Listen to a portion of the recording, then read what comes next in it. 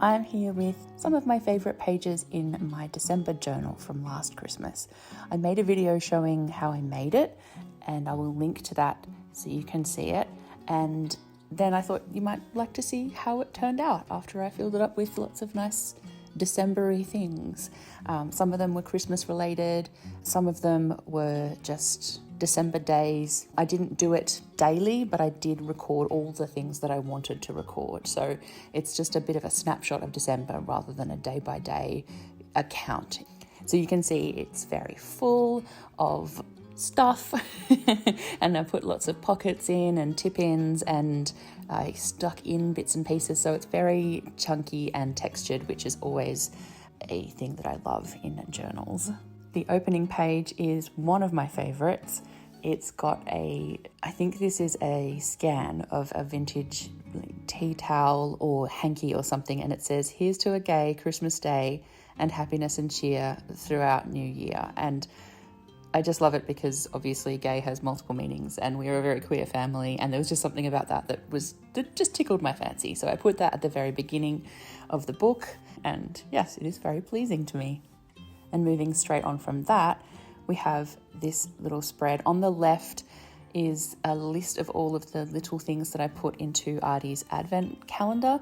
When they were small, I made them it's basically 2 strings of bunting, and each of the pieces on it is a small pocket which is numbered. And each year I've filled it up with various things based on what they're into and what is age appropriate at the time. So when they were really small, it was little tiny like Thomas the Tank Engine figurines and things like that. And now you can see it's things like Dungeons and Dragons dice and other stuff that they enjoy. It's been really fun every year to come up with things that are reflective of who they are at that point in time. And so for that reason, having this list here is also really nice because we can look back on that when Artie's older and see what they were into when they were 11.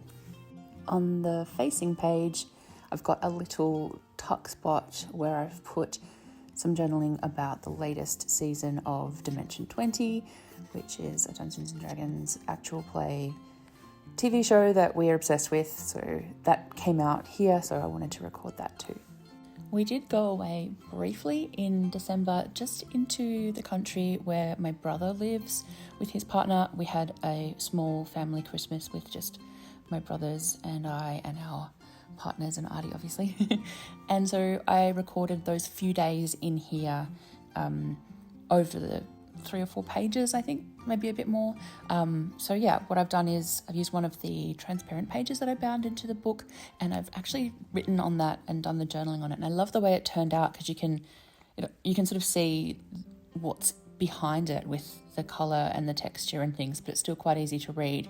And then when you flip it over, you've got that text in reverse, which is actually a really beautiful sort of graphic visual element, having that texty look, even if it's not something that you're directly reading. There's also a little illustration there of some lemons because there's a lemon tree in the yard, and my brother picked me some and brought them home to make lemon cordial and lemon curd and stuff. So I did a picture of those. You can see there's a bunch of journaling here, which was really nice. There was plenty to recount because we were eating and playing games and exchanging gifts and stuff. So there was lots to write about. This little card is a flip up, which has 2 photos tucked into it. One of my other brother and his partner playing backgammon. And I've put a little sorry, that was Emily making a little squeaking sound, if you heard that, sorry. A little page between them just so they don't stick together. When you put photos face to face in an album, they can stick. So I've just put that in there to protect them from each other. Sort of family photo of Sarah Jane and Artie and I under the tree having a cuddle. And then this is a page of just more journaling, but also I've stuck in a card that my brothers gave to Artie, and it's got their writing on it and a description of the gift and things like that. So I've just put that in with some washi tape just to create like an extra little page in there because it was written on both sides. So Emily's jingling her bell a whole bunch now as well. So you're getting a cat cameo, at least in the audio, if not in the video. So there's more of that text. On the next page, there's a little envelope that I've made out of a printable from Johanna, which is so cute. I love it so much. And I have put in a few little bits and pieces in there as well about a specific thing, which was making a gingerbread house. Steph, Jesse's partner, makes gingerbread pretty much every year because her family are German, and so it's like one of their traditions, and she's brought that to our family as well, which is so great. I love it. And it's really delicious gingerbread too. I know sometimes gingerbread houses look great but can be a bit disappointing when you eat them. Not this one. It's so yummy. So I've done a bit of journaling about that and included a couple of photos of Steph and Artie decorating it, and then what it looked like at the end. We ended up making some hilariously cursed little star-shaped guys who lived in the house, and it was good times. It was very fun, and I'm glad I have those photos in there because I don't think my memory would do them justice. Still from the same weekend, I have this photo which I ended up printing quite large, which is of just some shoes scattered outside the front door. There was something about that image for me when I saw them sitting there that was very evocative of my shared childhood with my brothers and how much has changed, but also the way that some things are still kind of the same. So it's got a pair of Jesse's work boots, Artie's sneakers, and my rose gold coloured slides. And I don't know, it actually just got me thinking about a bunch of family stuff. So I ended up doing a fair bit of journaling about that, like not stacks, but more than I would normally do. Well, maybe not normally, but on the longer side for a project like this, I guess that's what I'm saying. I have another journal that I do like long form journaling in, and these sort of Christmassy journals and my everyday travel journals are often a bit more like recounts with low-key reflection, but this one went into a little bit more depth, and that was fun because that's what belongs here. That's what that photo brought up. Christmas time can often bring up like reflection on family and all that kind of stuff. So that's in there too, which feels good. The next page is reasonably simple. It's about Christmas decorations. Most years we will buy 1 or 2 new decorations to add to our collection for the tree. It's something we often do with our friend Katie. We'll go shopping and choose a new ornament or something like that. But this year I decided that I wanted to make more decorations rather than purchasing them. So I have just included some of the fabrics that I used, and I've sort of arranged them in the style that I sewed them together. I made these tiny little sort of hexagon flowers out of some lovely Liberty Tanner lawn, and they turned out really beautifully. I made some other ones as well in different styles, but this is the one that I decided to make a page about and include in the journal. And in a similar vein, this next page isn't about events as such, it's just a couple of little things that I wanted to include. One was about a book that I had read. I read Hercule Poirot's Christmas, which was fun. I love a bit of Agatha Christie. I love a cozy murder. So I decided to paint the cover. It's a very sketchy paint, as you can see. It's not carefully executed. It's messy and splotchy and whatever, but it was more about just enjoying the process of colouring in all the little bits. And that's what the cover looked like, and I really liked it. And there's a quote from the text in there and a bit of sarcastic, critical reflection from me.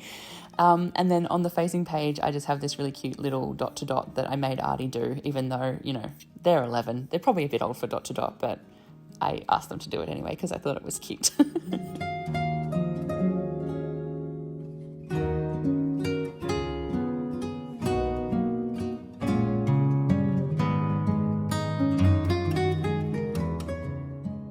And this next page is our Spotify wrap-ups for the year. I did one for each of us here in the family, and I made these 3 little pockets just by hand stitching one page to a facing page, and then I filled them with some of the things that needed to be recorded. I love the Spotify Unwrapped. I know we all do. It's very fun. I wasn't going to just take a screenshot and print them out because they were too bright and they wouldn't have fit in with the style of my journal. So I just wrote down some of the things that I wanted to record for each of us. You can see we've got some top artists and some top genres and I loved that one where they sort of gave you the vibe of what you were into at different times of day. I particularly liked my ones. My morning was cozy escapism, pumpkin spice. My noon was nervous angst, sad boy. And my night was vampire mellow soft. And I'm like, okay. That was really fun. So yeah, I put all of those in, and they are sort of held together with a nice shiny golden paper clip. And yeah, I've just put the info about each of us on the front, just because that's a little snapshot of that point in time. And speaking of snapshots, I've got some Polaroids on this page, some little Instax prints. These are from a presentation that we went to see at Artie's school.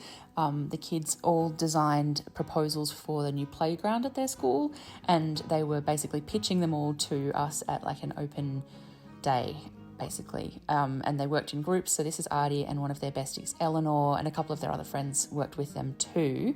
And yeah, it was really cool to go and see their idea and the ideas that all the other kids had as well. So I just wanted to include that as a nice December thing. There are often lots of lovely sort of end of year wrap up things that happen at school and, you know, at netball and dance and whatever else in December. I guess because here in Australia, our school year does run according to the calendar year, unlike in the Northern Hemisphere. So there's lots of, end of year stuff that happens, and it's nice to record that. So yeah. I'm pretty sure I said in the video where I made this one that I wouldn't want to cover up this page or use it for anything, and I was absolutely right. I couldn't find anything that was, going to allow me to use this page without covering up the pattern and the artwork, and I loved it too much. So I basically just put a little tag on it saying, this is too pretty, I can't stick anything over it. I did, however, manage to use the back of it and fold it over and create a little pocket, which meant that we could see the cute fox and the badger there. And this was just a little, speaking of summing up the year, a little reflection on Artie's time in grade 5. And it's also got the text from their school report card, which was just the most beautiful and affirming thing, and I loved it. These days, school report cards and stuff are all digital, so you don't have the physical copy, which is good, but it does mean that they're harder to find for looking back and reading over in the future. So I do actually like to either print or transcribe them and put them in a journal somewhere, because there's something ephemeral about that digital version of them that feels like it's very easily lost or erased. And I feel like these things are important, at least for me, to hold on to. So that's a thing that I sort of have been doing deliberately. Okay, and this is another just sort of incidental page. Sarah Jane had been growing some tomatoes in the backyard, and she was tending them very carefully and watching them grow, and it was just lovely to sort of see that unfolding for her over a series of weeks. And when we picked some, I just did a little sketch of them and put that in the book because they looked like little cheerful Christmas baubles. So I put that in there. And I've also added a little, it's kind of like a poem. I just chop up little words from old books and turn them into poems and reflections and things. So I added one of those in there too. And of course it wouldn't be a journal of mine without a Percy appearance. And this is her in one of her festive sweaters. Here in Australia, December is one of the hottest months, so we don't wear Christmas sweaters, which sucks because I love them. But Percy can never be too hot. She just is always wrapped in a blanket or sitting on a heater or snuggling up to a person to steal their body heat. She just loves to be extremely warm. So a little sweater for her that just makes her happy. And while we're on festive attire, we usually get a new pair of pajamas at Christmas time. And for the last few years, we've been doing matching ones, which has been very fun and cute. And this year, rather than buying a full new set of PJs, we just got a t-shirt, and because it had the little Aristocats on it, which is a family favourite of ours. So I just did a little Polaroid of that and printed it out for the record. And also for the record, I've made a bit of a list of the gifts that we gave and received between us as a family this year. I really like to keep a record of these things, not as like a consumerist, acquisitive thing, more as this is what we were enjoying and into at this time. And also we do put a lot of thought into the gifts we give each other. So recording that sort of the thought and the effort that's gone into it is quite important to me. So I did that. And yeah, so this is a little fold out page that's I've actually made out of some of the packaging from the Lego sets that Artie and I both got. I just peeled the illustrations off the outside of the box, which you can do if you're careful, and yeah, I just created a fold out with them. I also got some beautiful fountain pen ink, and I've done a swatch of it here on a little flip out, which I've also made with some of the packaging. And so yeah, there's just a few of the things that were gifted this year. And finally, I had this wreath all December, and I had cut it out, and I really wanted to include it in a clever or interesting way, but in the end I couldn't find anything to do with it that didn't cover up too much of the cool artwork that made it, if that makes sense. So in the end I just stuck it in because I just liked it and I didn't want to leave it out. So I just put it in there and did a little bit of journaling around it on a bit of a reflective page about how it was a quiet and a calm Christmas, and that was really lovely. The only other thing that's in here that you don't see at the end is I stuck a few Christmas cards in the back to hold on to them. And that's the majority of my December journal. There are a few pages I didn't show you, but most of them are here in the video, and I really hope you enjoyed it. I have recorded the process of making my 2023 December journal, and I'm hoping to have that up for you guys to see really soon. It's quite similar to this one, but different in some ways. So yeah, that might be fun to watch soon. I hope you are looking forward to your own December journaling, and you're approaching it with enthusiasm and a sense of excited anticipation for all the things that you'll get to do and then write and draw and record. All right. Thanks so much for watching, and I'll see you again really soon. Bye.